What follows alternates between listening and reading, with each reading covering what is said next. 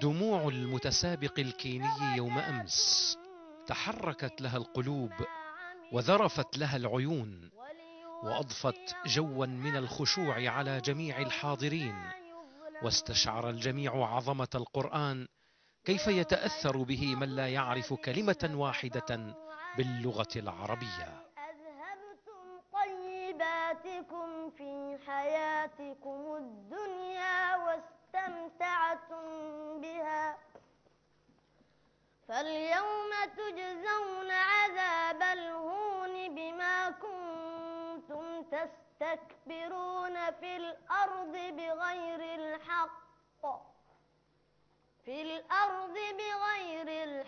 وبما كنتم تفسقون.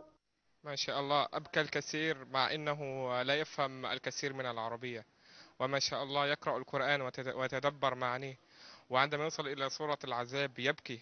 وحتى قال في الأوتيل عندما يقرأ القرآن ويوصل إلى آيات العذاب لا يقدر أن يكمل، يتأثر جيدا، يتدبر القرآن جيدا.